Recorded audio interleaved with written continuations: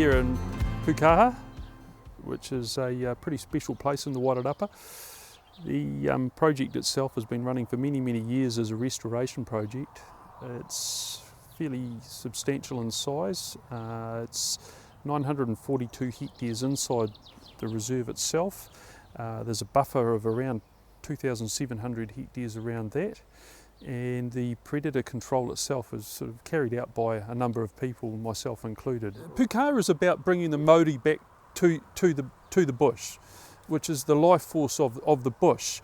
And really, you know, front and centre of that is removing pests, because if you get rid of enough of the bad stuff, the good stuff will take care of itself.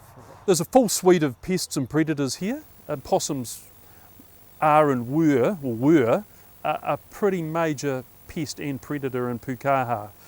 There was big numbers of possums here. So obviously with the TBfree work that's happened in the surrounding landscape, possums are at a really low number and still are.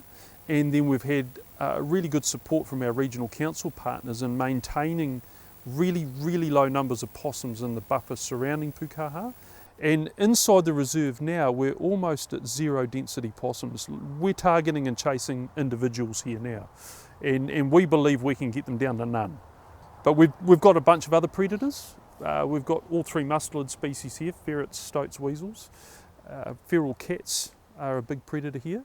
And we've got ship rats, Norway rats, and mice as well. We did 300 chew cards spread out through the reserve, and we left them there for a month at the start of the year. And we had one possum that chewed a chew card out on the edge of the reserve, and we got it.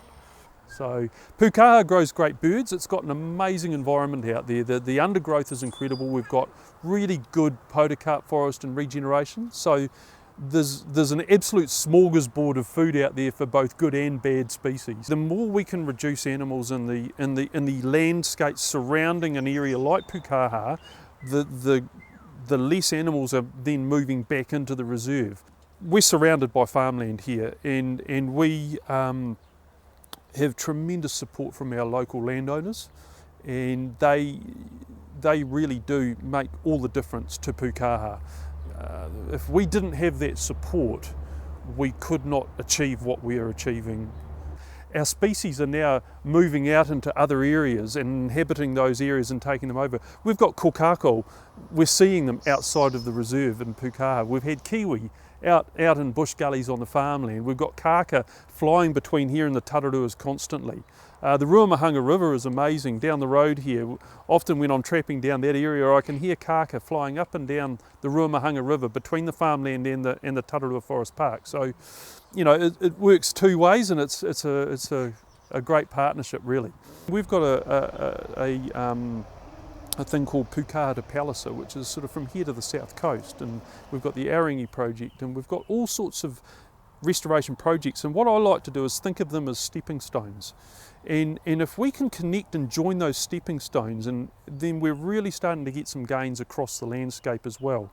The big thing with predator control is you can't take your foot off the accelerator.